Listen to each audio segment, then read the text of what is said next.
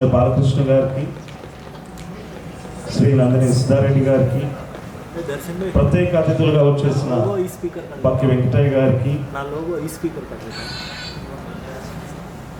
అతిథులుగా వచ్చేసిన ఆశా శ్రీరాము గారికి, సిద్ధాంతి యాదగిరి గారికి, జి సత్తయ్య గారికి, జి తిరుపతి రెడ్డి గారికి, శ్రీ రంగాచారి గారికి, పి శంకర్ గారికి, ఆశా లక్ష్మణ్ గారికి, శ్రీహరి యాదవ్ గారికి, భీమసేన్ గారికి, అభినవ్ గారికి, శ్రీకాంత్ గారికి, రాజరెడ్డి గారికి, అందరికీ గదర్ ఫౌండేషన్ తరఫున మా చైర్పర్సన్ ప్రొఫెసర్ శాంతసేన తరఫున కృతజ్ఞతలు తెలియజేస్తున్నాం. ప్రియమైన మిత్రులారా, ఈరోజు గదర్ ఫౌండేషన్ ఒక చారిత్రకమైన దశలో నాన్న లింగికిసినాక తన అత్యంత ఆప్తమిత్రులైన శ్రీ నా తండ్రి స్థానంలో ఉండి మమ్మ గైడ్ చేస్తున్న శ్రీ సి ఆంజనేయ రెడ్డి గారు, X IPS and DGP Andhra Pradesh, మరియు మా చైర్పర్సన్గా ఉన్న ప్రొఫెసర్ శాంతసేన గారు, మరి ముఖ్యులైన నాన్న సభ్యులతో కలిసి ఈ ఫౌండేషన్ ఏర్పాటు చేయడం జరిగింది. గదర్ ఫౌండేషన్ మొదట తీసుకున్న కార్యక్రమాల్లో నాన్న జయంతి రోజు ఇది ప్రకటించడం జరిగింది, 31 జనవరి 2024. ఆ తర్వాత వివిధ కార్యక్రమాలు చేశాము. ఏప్రిల్ 6న నాన్నపై కాల్పులు జరిగిన రోజుని పాటాపై తూట అనే ప్రోగ్రాం చేశాము. ఆ తర్వాత వర్ధంతి సభని గదర్ ఫౌండేషన్ ద్వారానే నిర్వహించాము. గదర్ ఫౌండేషన్ ఆశయాలు, విలువలు ఆదర్శంగా గౌరవించి ప్రేమించే వారితో గదర్ ఫౌండేషన్ ఏర్పాటు. నానా ఆశయాలు వెలుగులోకి అడుగులు వేస్తూ ఉంది. నాన్న సమగ్ర సాహిత్యాన్ని ప్రచారంలోకి వెలుగులోకి తేవటంలో పాటు సాంస్కృతిక ప్రదర్శనలు, ఆడియో వీడియోతో పాటు ఒక ఫోటో లైబ్రరీ గ్యాలరీని ఏర్పాటు చేయాలని గదర్ ఫౌండేషన్ ద్వారా నిర్ణయించింది. నాన్నతో ఎన్నో సంవత్సరాలు ప్రయాణిస్తూ, తనతో అధ్యయనం చేస్తూ, పాటకు జీవకణం, తరగని గని గద్దర్, వీటన్నిటికీ సంపుటం గత 15 సంవత్సరాలుగా సేకరించి వీటన్నిటినీ ప్రచురించడానికి తీసుకురావడానికి ఎంతో కృషి చేశాం. వాటిని కొనసాగిస్తూ ఈరోజు ఈ పుస్తకావిష్కరణ సభను ప్రతి గ్రామాల్లో, పట్టణాల్లో, యావత్ ఆంధ్రప్రదేశ్లో చేయాలనే నిర్ణయంలో భాగంగా ఈరోజు సిద్దిపేటలో కోఆర్డినేటర్స్గా ఉన్న శంకర్ గారు, అలాగే శ్రీరాములు గారు ముందుకు రావడంతో ఇక్కడ మనం కార్యక్రమం నిర్వహిస్తాం. నాన్న ఒక విశ్వమానుడు. నాన్న సాహిత్యం ప్రకృతి మరియు మానవీయ దృక్పథంతో మమేకమై ఉంది. మనిషి, సమాజం, ప్రకృతి అనే మూడింటి మధ్య గల సంబంధాన్ని నాన్న సమతా దృక్పథంతో పరిశీలిస్తారు. సకల సమస్యలకు ఈ మూడింటి మధ్య ఉన్న మానవ కల్పితమైన అసమానతలే కారణమని నాన్న భావించారు.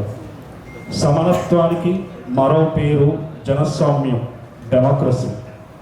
ప్రాథమికంగా వర్గమే అసమానతలకు కారణమైనప్పటికీ కుల, లింగ, మత, ప్రాంత, భాషాపరమైన అసమానతలు కూడా సాంఘిక పురోగతిని నిర్ణయిస్తాయని నాన్న భావించేవారు. అందుకే అసమానతను ఏ రూపంలో ఉన్నా దానికి వ్యతిరేకంగా పోరాడమే తన కర్తవ్యమని ఆయన భావించారు. వర్గ నిర్మూలన, కుల నిర్మూలన, స్త్రీ విముక్తి, మత సామరస్యం, ప్రాంతీయ స్వయం పాలన, మానవ ప్రకృతి వనరుల పరిరక్షణ అనే ఆయన ఆచరణక తాత్విక విషయాలుగా ఉండేవి. ప్రపంచాన్ని చాలామంది తత్వవేత్తలు వ్యాఖ్యానించారు, కానీ దాన్ని మార్చడం ఎలా అనే మార్క్స్ మహర్షయ ప్రబోధాన్ని స్వీకరించి నానా ప్రపంచాన్ని మార్చడానికి అంకితమైన వ్యక్తి. తను తీసుకున్న తనని ఒక వాగ్గేయకారుడుగా కళాకారుడు మాత్రమే చూడడం అసమగ్రంగా ఉంటుంది. ఆయన ఒక తాత్వికుడు, చింతనాపరుడు, నిరంతర సత్య అన్వేషి. తన చింతనకు సరిహద్దులు లేవు, తన కార్యచర్యలకు కూడా హద్దులు లేవు. భూస్వామ్య వ్యతిరేక నక్సల్ వరి పోరాటం నుంచి మొదలుకొని తెలంగాణ రాష్ట్ర సాధన పోరాటం వరకు, తెలంగాణ ఉద్యమం నుంచి భారత రాజ్యాంగాన్ని బౌద్ధుని గుండెల్లో హత్తుకునే వరకు ఆయన ప్రయాణాన్ని గమనిస్తే ఆయన ఒక సమానత్వం ప్రజాస్వామ్యం కోసం ఎంతలా తప్పించాడో అర్థమవుతా ఉంది. ప్రజాస్వామ్యాన్ని యథాకోణం నుంచి కాకుండా రెవల్యూషనరీ కోణం నుంచి ఆయన అర్థం చేసుకున్నాడు. శుద్ధ హింసావాదాన్ని నాన్న అంగీకరించలేదు. ఆయనది సమగ్ర మధ్య మార్గం. ఆయన విశ్వమానవుడు. తన దేశం, తన ప్రాంతం, తన నిర్దిష్ట వాస్తవికతను ఆయన ఎప్పుడూ విస్మరించలేదు. నాన్న తన కార్యక్షేత్రాన్ని ఒక రంగానికే పరిమితం చేసుకోలేదు. సమకాలీన సమాజంలో సకల సమస్యలకు పరిష్కారం కోసం ప్రజా సమూహాలని కదిలించారు, పోరాటాలను నిర్మించాడు. మనిషి జీవితంలో అన్ని ఫార్ములాని పరిసరాలను స్మరిస్తూ స్పందించాడు. పాటలు కట్టడం, గానం చేయడం సామాజిక సేవా రంగంలో భాగంగా మెదక్ జిల్లా సొంత ఊరు తూప్రాన్లో హల్దీబాగుపై ప్రాజెక్ట్ నిర్మాణం చేపట్టి ప్రజలకు సాగునీరు, త్రాగునీరు అందేలా కృషి చేశారు. నాన్న చేపట్టిన అనేక సంక్షేమ కార్యక్రమాలు, సేవా కార్యక్రమాలు చిట్టా ఒడిసేది కాదు. తాను ఎంతో గ్రామం నుంచి బయలుదేరి హైదరాబాద్కు వచ్చిన నగరంలో ఆ చదువు పేద విద్యార్థులకు అందాలని భూదేవి నగర్లో వెంకటాపురంలో 1990లో ఒక స్కూల్ని స్థాపించి ఇప్పటివరకు 12,000 మంది విద్యార్థులు ఉచితంగా చదువుకొని వెళ్ళారు. వాళ్ళు ప్రపంచవ్యాప్తంగా ఈరోజు ఎంతో గర్వంగా బతుకుతూ ఉన్నారు. ప్రియమైన మిత్రులారా, అలాగే తనతో కలిసి పనిచేసిన వాళ్ళకి, తనతో సహచరులకి, తన జీవన విధానంలో భాగంగా నడిచిన వాళ్ళందరికీ తను ఇప్పుడు అండగా ఉన్నాడు. గదర్ ఫౌండేషన్ ఈ కార్యక్రమాల్లో భాగంగా అనేక సంపుటాలుగా ఇంకా నాన్న రచనలు రావాల్సి ఉన్నాయి. దాంట్లో భాగంగా నాన్న తెలంగాణ ఉద్యమంలో ఆ క్రమంలో తన గ్రామానికి వెళ్ళినప్పుడు తన తూప్రాన్ను చూసి 1 సంవత్సరం పాటు విద్యార్థులతో కలిసి అక్కడ అధ్యయనం చేశాడు. అప్పుడు రాసుకున్న మై విలేజ్ ఆఫ్టర్ 60 years, నా ఊరు 60 ఏళ్ళ తర్వాత ఎలా ఉంది, నా ఊరిని వదిలిపెట్టి వెళ్ళినప్పుడు నా ఊరు ఎలా ఉండే, నేను తిరిగి వచ్చినప్పుడు నా ఊరు ఎలా ఉంది, అక్కడ పరిసరాలు ఎలా మారాయి, సమాజంలో ఎలాంటి మార్పులు వచ్చాయి, ప్రజలు ఏ భావాలతో ఉన్నాడని ఒక అధ్యయనం రాసుకున్నాడు. దాని ఒక క్లుప్తంగా ఒక పాట రూపంలో రాసుకున్నాడు. వాటిని కూడా మేము త్వరలోనే ప్రజలకు అందిస్తాం. దీంట్లో భాగంగా నాన్న నింగికి శాఖ అసెంబ్లీలో తొలిసారిగా బీఆర్ఎస్ పార్టీ తరఫున నాన్న కోసం ఒక మ్యూజియం ఏర్పాటు చేయాలి, అది లండన్లో ఉన్న షేక్స్పియర్ లాంటి ఒక గొప్ప మ్యూజియంని, కల్చరల్ సెంటర్ని ఏర్పాటు చేయాలని చెప్పేసి ప్రముఖ శాసనసభ మంత్రులు శ్రీనివాస్ అన్న గారు మొట్టమొదటిగా తానే ప్రకటించారు. దాంట్లో భాగంగా రాష్ట్ర ప్రభుత్వం 1 ఎకరాని ఫౌండేషన్కి నెక్లెస్ రోడ్లో ప్రకటించింది. ఈ నెక్లెస్ రోడ్లో నాన్నకు ఒక మ్యూజియం మరియు కల్చరల్ సెంటర్ని ఫౌండేషన్ ద్వారా రాష్ట్ర ప్రభుత్వానికి మేము డిజైన్స్ని ఇవ్వబోతున్నాం. దీంతో పాటు ప్రజల మనోభావాలు ఏవైతే ఉన్నాయో నాన్న పట్ల, నాన్న ప్రయాణం పట్ల, నాన్నతో కలిసి పనిచేసిన వాళ్ళందరూ మా సంస్థకు మీ భావాలను అందించగలరని, అవి పుస్తక రూపంలో, డిజిటల్ రూపంలో మేము తిరిగి ప్రజలకు అందిస్తాం. ప్రియమైన ప్రజల్లారా, ఈరోజు ఈ 2 పుస్తకాలు పాటల జీవకణం, తరగని గని, తను మొత్తం సాహిత్యం